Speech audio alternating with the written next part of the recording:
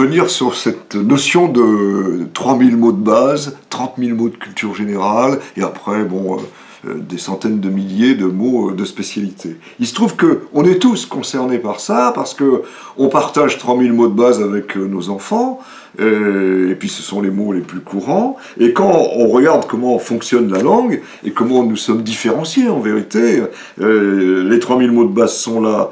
Ici, donc les 30 000 mots de culture générale, les mots spécifiques. Alors voilà par exemple mon vocabulaire. Je le pose là, et vous voyez que là, je m'intéresse à la musique, à la guitare, donc j'ai un peu développé du côté du vocabulaire spécifique. Je sais ce qu'est un capodas, je sais ce que dièse, bémol, etc., bécard. Bon, et puis il y a des endroits, là, je ne fais pas de cheval, le sport dans ce domaine-là n'est pas bon, là, ça va être une petite spécialité, et puis la linguistique, bon, il faudrait quand même la mettre quelque part, par exemple ici.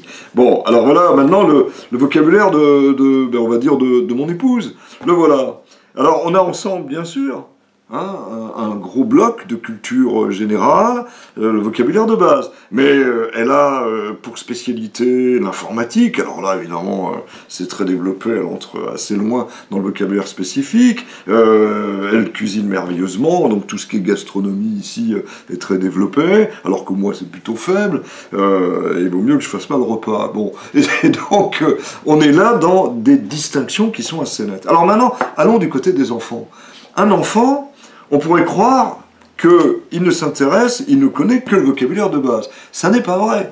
Si je suis fils de garagiste, je sais ce qu'est une clé à tube. Si je suis fils d'un informaticien, peut-être que je sais ce qu'est copier-coller, même à 7 ou 8 ans, ou à 5 ou 6 ans. Et j'ai un beau-frère formidable, et qui se spécialisait pour les antiquités.